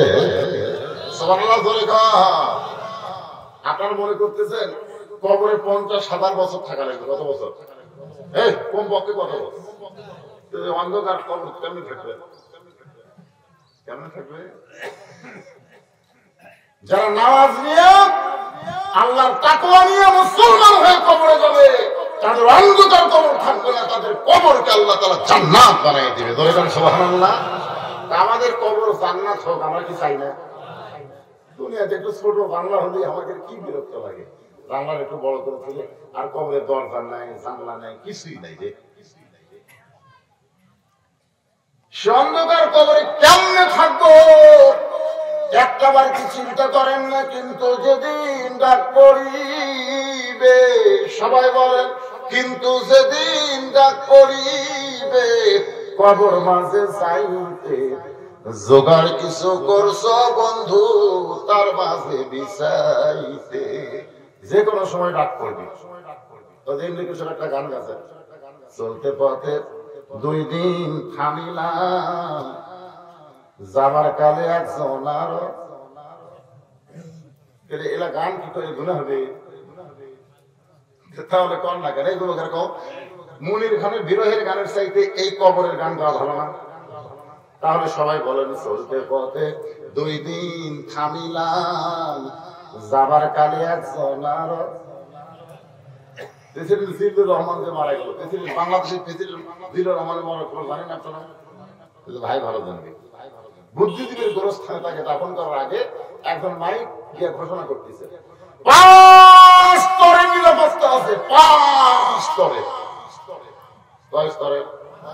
Army, RAB, BJP, police, answer বাহিনী, তোমরা কি প্রস্তুত? সঙ্গে সঙ্গে রায় বলতে ঠাস ঠাস করে গুলি করতেছে। মুনকির নাকির বলতেছে, আল্লাহ, জিহার নিরাপত্তা দেওয়া শুরু হলো, আমরা কি ফেরত যাবো? আপনার বলেন তো, মুনকির নাকির কি ফেরত যাবে? কোন জায়গার নিরাপত্তা দেওয়া লাগবে আর কোন জায়গার নিরাপত্তা দেয়? আমরা কবরে যদি নিরাপত্তা চাই, লা তামুতুন্না ইল্লা ওয়া আনতুম মুসলিমুন, মুসলমান না হয়ে মরা যাবে না। দরকার কথা ঠিক। আর মুসলমান হয়ে মরতে গেলে আমাদের করণীয় কি, এইটা আপনাদের সামনে অসুস্থ শরীর নিয়ে আমি বোঝানোর চেষ্টা করতেছি। বিরক্ত হচ্ছেন ভাইজান?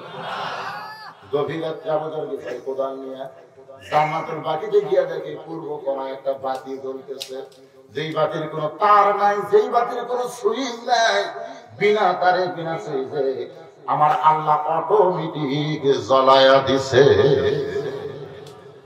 সুবহানাল্লাহ। কবর পায় না রে। একবার সুবহানাল্লাহ বলে কোন জঙ্গলে গাছ হবে? সুন্দরবন। বিশ্বাস করেন আপনারা? এই সুবহানাল্লাহ বলা মাত্রই জান্নাতের বাগানে আল্লাহ আপনার নামে একটা গাছ লাগাই দিবে, আপনার নাম। আপনি কবে জান্নাতে যাবেন তার আগে গাছ লাগান। যারা চালাক তারা সুবহানাল্লাহ বলার সময় জবান বন্ধ রাখবে না, জানেন? যদি আল্লাহ জাহান্নামে দিয়েই দেয় তখন আমাদের গাছগুলোয় বসে থাকবে, হাউমাউ করে কান্না শুরু করবে। আল্লাহ তাআলা গাছ কান দিচ্ছেন, কান্নার কারণ হলো মালিকের সাথে আমরা দাবার চাই। মালিক জাহান্নামে যাবে আর আমরা জান্নাতে কার আশায় বসে থাকবো। তখন আল্লাহ তাআলা সুবহানাল্লাহ গাছ ওদের ওসিলায় মালিকগুলোকে আবার জান্নাতে ফিরে দিলাম। বলে কোন সুবহানাল্লাহ। অনেকে মনে করতেছে জান্নাত পাওয়া খুব সহজ, সুবহানাল্লাহ বলি সবার মুখ দিয়ে সুবহানাল্লাহ বাড়াবে না, বলবার চলবে। আর যখন সুবহানাল্লাহ বলতেছেন বিশ্বাস করেন, আপনি যতই পাপী হন না কেন মরার সময় আল্লাহ আপনাকে মুসলমান হিসেবে কবুল করবেন। যত পাপী হন না কেন সে ভালো দান, সব ভালো।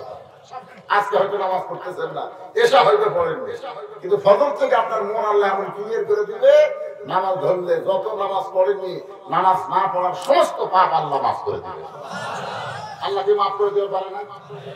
এই যুবকের আজকে প্রধান এসব নামাজ পড়নি, ফজর থেকে নামাজ পড়ার নিয়ত করো। কি নিয়ত করো? ভাই কি তাই না? আপনি যতই চেষ্টা করেন নামাজ ছাড়া কিন্তু আপনি মুসলমানের তো টিকে পারবেন না। মান তারাকা সালাতু মুতাম্মিদান ফাকাত কাফারা। ইচ্ছা করে একক তো নামাজ বাদ দিল, সে অবশ্যই আল্লাহর সঙ্গে কুফরি করেছে। বাইনাল আবদি ওয়াল কুফরি তারকুস সালাত। বান্দার কাফের মধ্যে পৃথক করা জিনিসের নাম কি? যারা নামাজ পড়ে তারা হলো বান্দা, যারা পড়ে না তারা কি? আমি যেই বলবো বেনামাজি, আপনার জবান করে বলবেন কাফের। বলতে পারবেন না ভাই? না বেনামাজি একটা ধরে হবে না এতগুলো মানুষ। আপনারা হয়তো ভাবতেছেন আমি নিজেই বলিনি হুজুর। আরে আপনি না পড়ে যদি কাফের কোন আর ফজর থেকে যদি আপনি আদায় শুরু করেন, আল্লাহ তাআলা ওই কাফের থেকে আপনাকে মুসলমান কবুল করে নেবেন। বেনামাজি আরো জোরে জোরসে বলুন। ইমাম মালিক রাহমাতুল্লাহ আলাইহি বলেন, কোন চিহ্নিত বেনামাজি যদি মারা যায়, নামাজের গোরস্থানের তাকে দাফন করা জায়েজ নাই। যে গোরস্থানে নামাজেরা শুয়ে আছে ও গোরস্থানে সারা বেনামাজি কবর দেওয়া যাবে না। ছাত্র বললো হুজুর বেনামাজি মরলে আমরা কি করবো? ইমাম মালিক বললেন, রাস্তায় যদি একটা কুত্তে মরে তোমরা কি করো? না, রাস্তায় যদি কুত্তে মরে ওই কুত্তা পোষে দুর্গন্ধ উঠবে, এই জন্য কুত্তার পাওয়ার দড়ি লাগে, আমরা টানে নিয়ে যে কুত্তে থই। ইমাম মালিক বললেন একটা বেনামাজি এক সাইডে ভালো ব্যবহার পাবে না, ওই দড়ি নিয়ে টাইনে নিয়ে যে কুত্তে থরাকে কোনো গোরস্থান কবর দেওয়া যাবে না।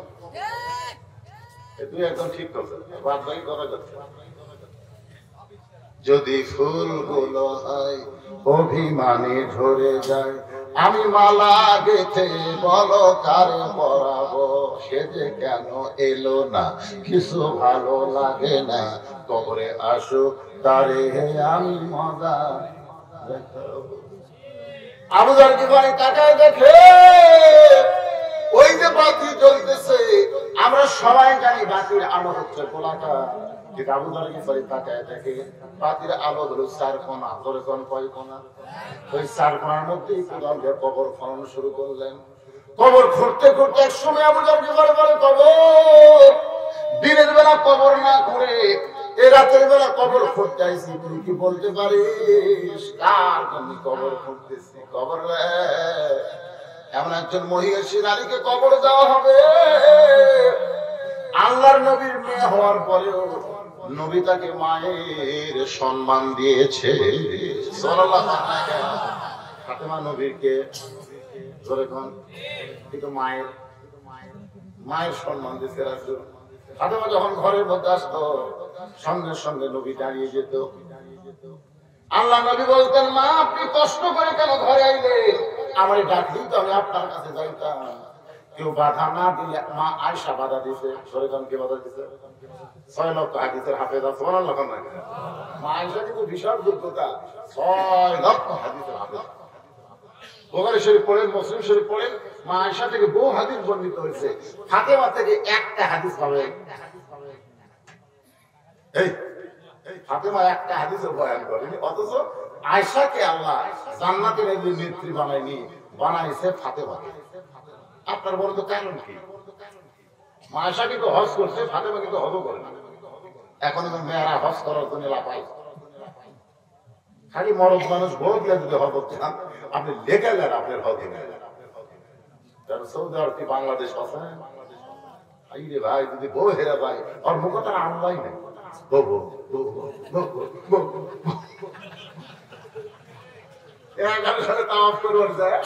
এত ভিড় বুঝলেন, বিদায় স্বামীর হাত ধরে আছে, স্বামী গরু মরম টানে ওকে টান দিচ্ছে, বউ ধরে আছে।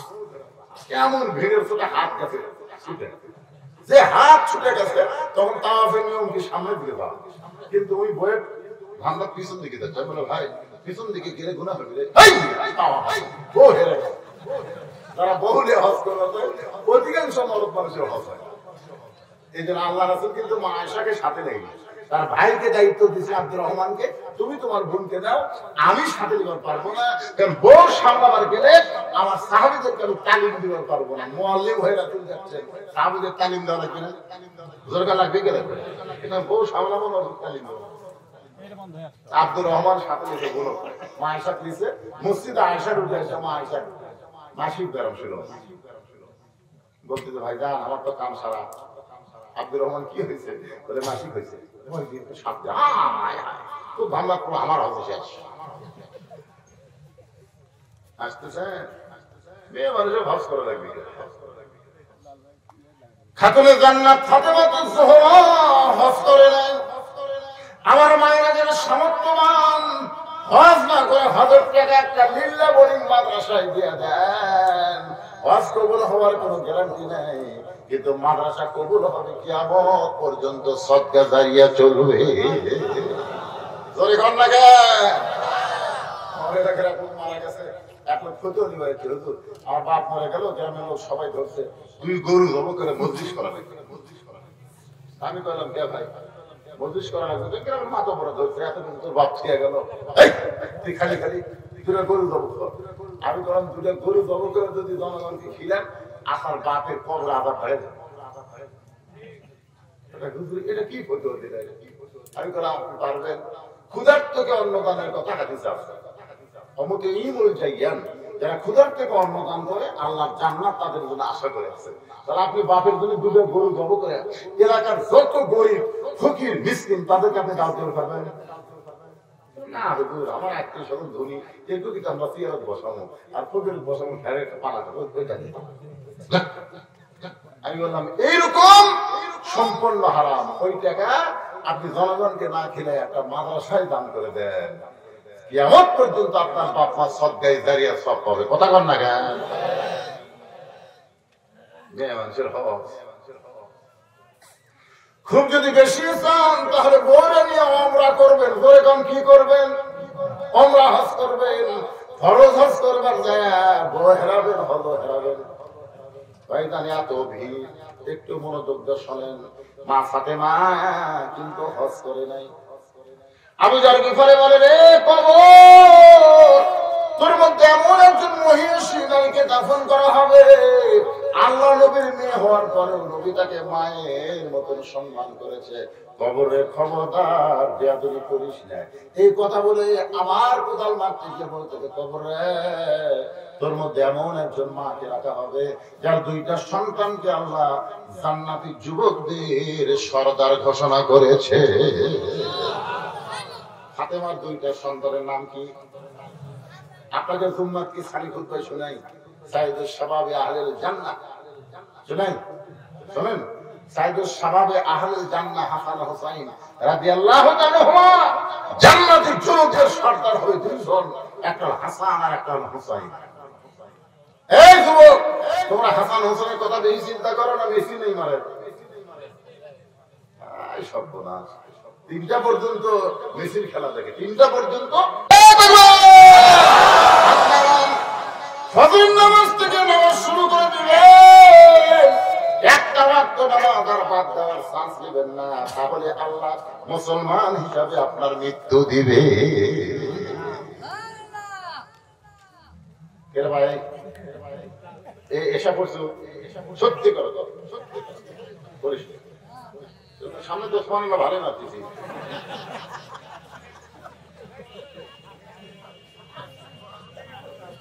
আজকের বিষয় কি লা তামুতুন্না ইল্লা ওয়া আনতুম মুসলিমুন। আমরা মুসলমান না হয়ে মরবো। মুসলমান হয়ে মরবার গেলে 1 নম্বর আমলের নাম কি? সেই নামাজ সম্পর্কে মাঝে মধ্যে আপনাদের একটু বলতে যে ভাই মনটাকে খারাপ করতেছেন, আল্লাহর বান্দার একটু মনোযোগ দিবেন। আমাদের পরে আবার কোদাল মারতে গেলে কবর রে কবর গভীর রাত্রে কবর খনন করতেছি। তুই কি জানিস তোর মধ্যে এমন একজন মহিষী নারীকে রাখা হবে যার স্বামী হলো আসাদুল্লাহিল গাজী। কবর খবরদার বেয়াদবি করিস না। এই কথা বলে আবার যখন কোদাল মারতে চায় এমন সময় কবরের ভিতর থেকে একটা শব্দ আসতে যাবো এই কবরকে সাবধান না করে বরং যারা কবরের মধ্যে আসবে তাদেরকে সাবধান করো। এইটা কিন্তু ফাতেমার জন্য বলতেছে না, এইটা বলতেছে আমাদের জন্য যারা আমরা কবরে যাবো। যাবো কি যাবো না? তাহলে কবরকে সাবধান না করে যারা কবরে আসবে তাদেরকে সাবধান করো। আমল যদি ভালো হয় কবর কবর থাকবে না, কবর জান্নাতের বাগান হয়ে যাবে। আর আমল যদি খারাপ হয় কবর জাহান্নামের গর্ত হয়ে যাবে। এই কথা শোনার পর আবু যরকে পরে আর কোদাল মারতে পারে নাই, আর কোদাল মারতে পারে নাই। হাত কাঁপতে কাঁপতে কোদাল পড়ে গেছে। আবু যরকে পরে পাগল হয়ে জান্নাতুল বাকির স্থান ছেড়ে কোথায় যেন চলে গেছে। নির্দিষ্ট সময় হযরত আলী নির্দিষ্ট সময় ফাতেমাকে খাটিয়ে তোলা যাবে, খাটিয়ে তোলা যাবে। ঘরের মধ্যে ঢুকে দেখে ফাতেমা নিজে নিজেই গোসল করেছে। এমন একজন পর্দানিশী ফাতেমা যাকে দুনিয়ার কেউ গোসল করায় যায় নাই, নিজে নিজেই গোসল করছে। ধরে কর সুবহানাল্লাহ। ফাতেমা নিজে নিজেই কাপড় কাপড় করেছে। দুই পাশে দুইটা সন্তানকে আদর করে ঘুমায় দিছে। কারণ এরা দুইজন যদি চেতন থাকে তাহলে বাবাকে কবর দিতে এরা বাধা দিবে, চিল্লা চিল্লি করবে, কান্নাকাটি করবে। এই জন্য হাসান হাসানকে ঘুমায় দিয়ে মাঝখানে ফাতেমা চিরদিনের জন্য ঘুমায় গেছে। হযরত আলী ফাতেমার কাঁধে করে নিয়ে জান্নাতুল বাকির পূর্ব কোণে আবু যর কবর থেকে সরে যা। আমার আল্লাহ আবু যরকে আগেই কবর থেকে সরায় নিছে। নিজে ফাতেমারে দাফন করার পরে আল্লাহর কাছে বলতেছে, আল্লাহ আমার ফাতেমাকে তুমি কবুল করো। এই কথা বলা মাত্রই তাকায় দেখে সামনে কয়েকটা পুরাতন কবর। এই মাত্র ফাতেমার কবর দিতে সেই নতুন কবর নাই। হযরত আলী গোটা জান্নাতুল বাকি দৌড়ায় আর বলে ফাতেমার কবর, ফাতেমার কবর। কে যেন ডাকতে বলে আলী রে, ফাতেমা পর্দানিশী। আমি আল্লাহ জোহরা ডিগ্রি দিয়া ফাতেমার কবরটাকে কিয়ামত পর্যন্ত পর্দা করে দিয়েছি। আমার মায়েরা যারা পর্দার অন্তরালে আজকে পুরুষের চাইতে আপনার বেশি আইছেন না, এই জন্য আপনাদের একটা কমপ্লিট ওয়াজ আমি শোনাই দিলাম। 1 নম্বর হলো পর্দা, আর 2 নম্বর হলো স্বামীর কথা মতো চলা, 3 নম্বর হলো নামাজ, 4 নম্বর হলো রমজান মাসের রোজা। এই 4টি আমল যদি মেয়েরা করতে পারে আল্লাহ খুশি হয়ে 8টা জান্নাতের দরজা খুলে দিবে। মেয়েদের ওয়াজ শেষ, এখন আমাদের কিছু আলোচনা। এতক্ষণ ধরে যেগুলো করতেছি এইগুলোর ভিতরে যেটা টার্গেট 1 নম্বর হচ্ছে আত্তাকুল্লাহ, ভয় করতে হবে কার? আপনার সত্যি করে বলেন তো, আল্লাহর ভয় যদি করতে চাই বর্তমান সরকারের আইনে আল্লাহর ভয়। ভোটের আগে বলছেন আমার এলাকায় একটা মানুষও বাড়ি, বিশেষ করে যারা বিরোধী দল করে, এক ধরনের আমিও ছিলাম না বাড়ি। আমার এলাকার এক মানুষ খুবই চালাক, বুঝলেন? তুই আবার কবরের মধ্যে গোরস্থানের মধ্যে যে একটা গর্ত করছে, কবরের লাল গর্ত করে নিচে খ্যাট, উপরে একটা কম্বল, তার উপর এক ল্যাপ দেয়, ঘুম পায়। আর বলে পুলিশ তুই যতই খোঁজাখুঁজি কর, এমন জায়গা থানা আত্মগোপন করছি এই জায়গা তুই কোনোদিন আসতে পারবি। পুলিশের পায়ের শব্দ শোনে, কিন্তু পুলিশেরা গোরস্থানে মরা মানুষ ছাড়া যেটা মনে সব যেটা মানুষ যদি কবরের আমল করতেছে। মনে করেন আল্লাহ আজরাইলকে পুলিশের পোশাক পরে পাঠিয়ে দিতে, দেখো কি করতেছে। আজরাইল পুলিশের পোশাক পরে এসে বলছে, কে রে ভাই, এই গোপন জায়গা তো খবর দিল। তখন আজরাইল বলতে থাকে পুলিশ না রে, আমি বললাম আজরাইল। তখন কান্দের ভাই রে, বর্তমান পুলিশ ধরার চিন্তায় আজরাইল ধরার কথা আমার মনেই নেই। আজকে আমাদের বাংলাদেশে মানুষের তৈরি করা আইন চলার কারণে আজরাইল যে আমাদের ধরবে কথা মনে নেই। কথা বল না কেন? পুলিশ ধরার চিন্তা, খালি পুলিশ। কিরে বাবা, ভালোই তো হচ্ছে।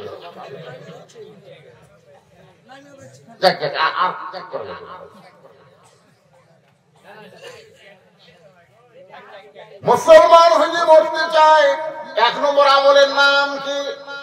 নামাজ। না, নামাজ না। এই আয়াতের আত্তাকুল্লাহ, ভয় করতে হবে কাকে? আল্লাহকে ভয় করতে গেলে মানুষের আইন না আল্লাহর আইন? আল্লাহর আইন যখন সমাজের মধ্যে চালু হয়ে যাবে, ওই মানুষটার ঈমান এমন মজবুত হবে, কেউ না দেখলেও কে দেখতেছে, আর কেউ না দেখলেও কে দেখতেছে। যেটা এখন আসরের নামাজ পড়ে গেছে, আসরের নামাজ নিজেই পড়লো সামনে কাতারে, এইরকম মুসল্লি আসলে নাই। সামনে কাতার আসনাজ পড়ে জমির ধান দেখতে গেছে, যা দেখো উপর জমির পানি, নিচে আর জমির পানি নেই।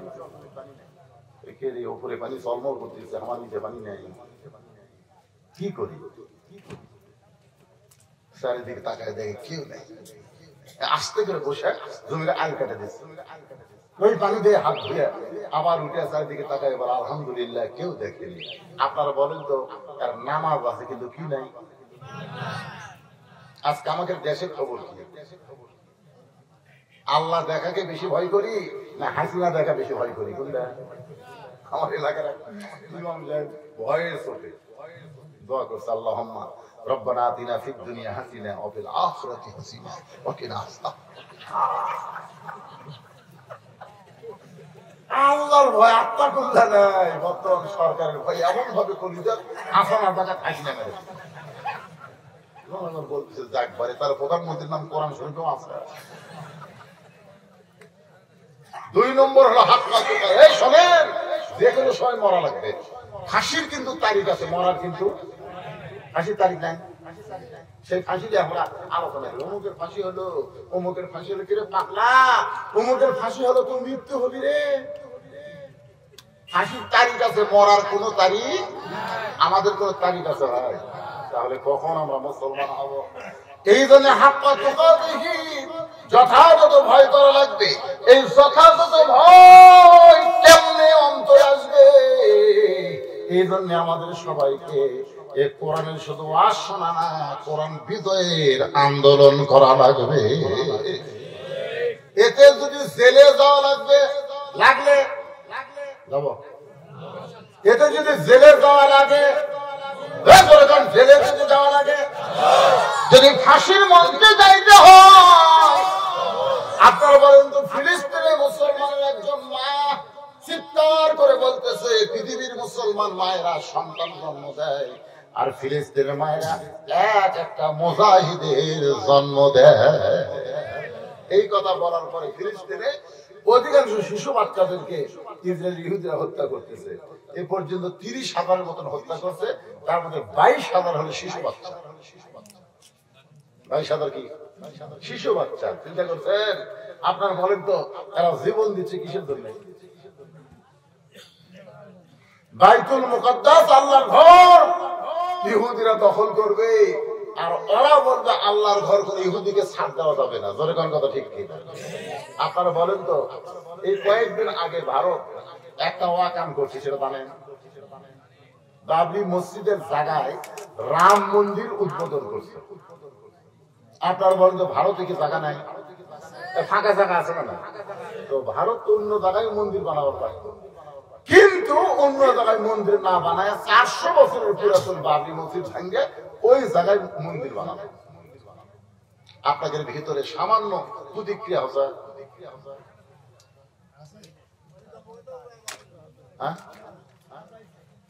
খারাপ লাগছে? আচ্ছা, মনে করেন আপনাকে এই বাঙ্গাল ফরসির মসজিদ যদি কোন হিন্দুরা ভাঙবার আসে, আপনার কি করবেন?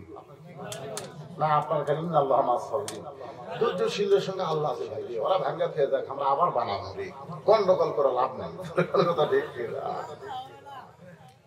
না, গন্ডগোল করে কি হবে?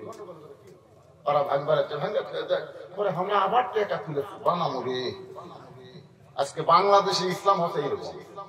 কথা বল না রে, চোর চুরি করতেছে, চোর চুরি করতেছে, আমি দেখতেছি আমার ঘরে সব দিন চোর নিয়ে যাচ্ছে, তারপরে আমি বলতেছি আল্লাহ আমার সাবিরিন, ধৈর্যশীলদের সঙ্গে আল্লাহ আছে। যা চোর চুরিয়া যা, তোর হাতে লাঠি আছে, তোর হাতে তরবারি আছে, আমি তোর সাথে মারামারি করবো, বিয়া যা, আমি আবার কামাই করবো। বিশ্বাস যদি না করে, একটা কষাইকে আমি কয়েকদিনে করেছিলাম, ভাই এই গোস্তর দাম ৬০০ নামলো, আমার ৭৫০ উঠলো। কারণ কি? গরুর দাম বাড়তেছে। কষাই বলতে আমাকে ইচ্ছা মতো দাম বাড়ানোর কারণ হলো বাংলার জনগণ কথা কয় না, সবাই মুখ লাগাম, আমরা যা ইচ্ছা তাই করতেছি, একজনের কথা কয় না। একটা কথাই কয় ১ কেজির জায়গায় হাফ কেজি, ১ কেজির জায়গায় কয় কেজি, হাফ কেজি নিবি, কিন্তু কষাইয়ের দাম নিবি। যদি একজন খরিদ্দার বস্তু কিনবার যায়, কষাইয়ের দাম গত হাটে ৬০০ টাকা কেজি আর ৭০০ টাকা হলো, হাত করে বলি ভাই এখন তো ৬০০ চলুন, দরকার কথা ঠিক কিনা, কেউ বাধা দেয়। আজকে আমাদের অবস্থা হয়েছে তাই, মুসলমান হয়ে জন্য কবরে যাওয়ার চাই, তাহলে এই দুইটা আমল আপনার ভিতরে রাখতে হবে। একটা হলো আত্তাকুল্লাহ, ভয় করতে হবে কার, আর ২ নম্বর হাত পা তুকা দিকে, খালি বুড়া বয়সে ভয় না, সব সময়। আজকে বুড়ির গায়ে বোরকা আছে, নাতির গাও নাই। বুড়া দাদা মসজিদে যায় আর নাতনি সমানে মোবাইল টিপতেছে, নাতি মোবাইল টিপতেছে না, আল্লাহ এই হাক্কা তুকা দেখি। আমি অসুস্থ মানুষ, মনে করছিলাম যে হয়তো ৮ ঘন্টা ১ ঘন্টা কিছু কথা বলতে পারবো, কিন্তু আপনাদের বসার সাইজ দেখে খুব ভালো লাগলো, যার কারণে আমি দীর্ঘ সময় প্রায় ২.৫ ঘন্টা ধরে আলোচনা করলাম। আল্লাহ যদি আমাকে সুস্থ রাখে, আবার ইনশাল্লাহ এই বাংলার খরচে আপনাদের সাথে দেখা হবে। আমি আপনাদের দেখাবার চাই না, দেখবে আল্লাহ, খালি এতটুকু দেখেন, এই দেখেন, এই আমার হাতটা দেখেন, এটা এত টাকাচ্ছে, এই জায়গা পাকে গেছে, মানে একটা ফোড়া হয়ে এমন ভয় পাকে গেছে, আপনারা দেখতে পাচ্ছেন। এই অবস্থায় আমার ১০২ ডিগ্রি জ্বর, এবং আমার গোটাল শরীর এরকম মানে ঘা হয়ে গেছে, রক্তের প্লাটিলেট কমে দরকার। ডাক্তার আমাকে বলছে হঠাৎ এরকম হলো, আপনি ওয়াজ বন্ধ করে দেন। এখন এই মাহফিলটা পোস্টার ছাপানো হয়ে গেছে, আমার ভাষতে এমন একটা অকাম করছে এই মাহফিলে। যাই হোক, যেটা আমার ৩৮ বছর জীবনে হয়নি, সে অকামটা করছে এই মাহফিলে, টাকা পয়সা আগেই দিয়ে মাহফিল দিচ্ছে। তো যাই হোক, আলহামদুলিল্লাহ, আমি অসুস্থ মানুষ এসে আপনাদের সামনে কিছু সময় বসতে পারলাম। আমার জন্য দোয়া করবেন, দোয়া একটু তাকায় দেখেন ভাই, যে কঠিন অবস্থা, ডায়াবেটিস অবস্থা, এটা পেকে যদি ঘা হয়ে যায় তাহলে দুনিয়ার কোনো চিকিৎসা দিয়ে আর ভালো হবে না। আপনাদের দোয়াটাই যদি আল্লাহ আমাকে একটু আবার কোরআনের ময়দানে ফিরাই নিয়ে আসে, আল্লাহ কবুল করুক, জোরে কর আল্লাহুম্মা আমিন। আস্তাগফিরুল্লাহ আল্লাযী লা ইলাহা ইল্লা হুয়াল হাইয়ুল কাইয়্যুম ওয়া তুবু ইলাইহি। অনেক মুড়ি, অনেক দান আপনারা করছেন, এগুলো অনেক স্লিপ এখানে আছে না, এই স্লিপ গুলো আমার হাতে আছে, নাম বলা লাগবে না। আল্লাহ যেন সবার দানকে কবুল করে, জোরে বলে আল্লাহুম্মা আমিন। প্রকাশ্যে দানের চাইতে গোপনে দান করা অনেক উত্তম। আল্লাহ দোয়া করে, একটু দোয়া করে তারপরে সবাই যায়।